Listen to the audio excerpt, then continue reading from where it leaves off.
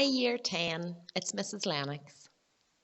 Thank you for taking the time to read and listen to the GCSE Agriculture and Land Use subject information.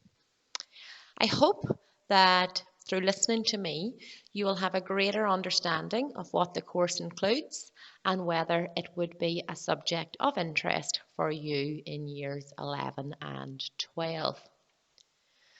Agriculture and land use is a relatively new GCSE. It is a GCSE that is offered by SEA. It was first introduced in 2013 and has grown in popularity immensely ever since across Northern Ireland. This is the specification at a glance to give you a flavour of what we cover within the course. Unit 1 is completed in Year 11. This topic is called Soils, Crops and Habitats. You will complete an exam module at the end of Year 11, and that module will be worth 25% of your overall GCSE grade. Within this topic, we cover a number of areas relating to agriculture. To start off with, we look at soils. We look at types of soils, the characteristics of soils, crops that are suited to certain soils, testing of soils, and the nutrients that crops require in soils, our NPK ratios, if any of you are familiar with those on the fertiliser bags. The next topic we look at is horticulture and how agriculture is responsible for feeding our growing global population and the struggles that it faces. We look at hydroponics, something perhaps you've never heard of. But hydroponics allows us to grow crops even in city centres. We look at protected cultivation. We look at greenhouses and polytunnels, some of those things you already have perhaps in gardens and farms.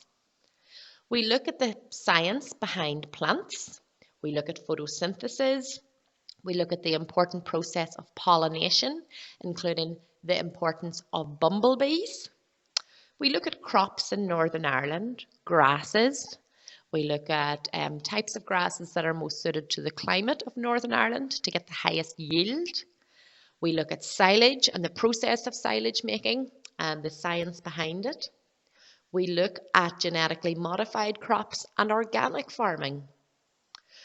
In Year 11, we also look at how we can manage the countryside, the types of grassland in Northern Ireland, habitats, hedges and why they are so important, the conservation of agricultural land.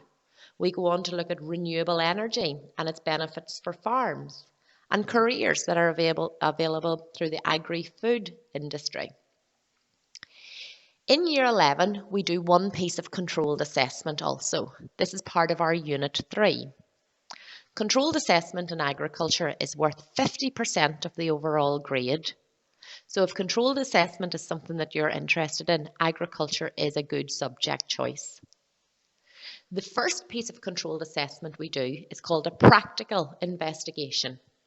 And this is where you actually investigate a topic and then complete a write-up. This is worth 20% of the overall grade.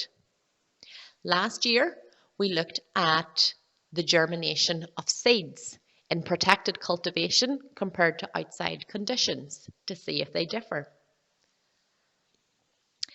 In Year 12, we go on to Unit 2, which is animals on the land. Within this topic, we look at breeding and reproduction. We look at the reproductive organs of farmyard animals. We look at gestation periods. We look at the different fertilization methods, embryo transfer, artificial fertilization, natural fertilization. We look at colostrum and the benefits for newborn animals, lactation curves, and how eggs are produced. We look at the health and welfare of stock, diseases such as mastitis that affects cows, pneumonia in pigs, and salmonella in chickens. We look at TB and brucellosis and government intervention strategies. We look at animal nutrition. We look at their organs, food sources that they need, maintenance rations and production rations. We look at food processing, which is farm to fork, farm economics and diversification and the use of technology on farms. This is a huge area in agriculture. We look at pollution, sources of pollution, for example, silage effluent, how farms can reduce this and what the effects of farm pollutions are, for example, in waterways, eutrophication. We also complete a research project in Year 12. This is worth 30% of our overall grade. This is where you will research an area of agriculture and write quite an extensive project on it. In the past, we've made a number of visits. We have went to see a huge renewable energy plant just outside Oma that looks at anaerobic digestion to produce electricity. We have went to see farms that have used solar panels and how that has benefited the farm economically. We have looked at biosecurity farms.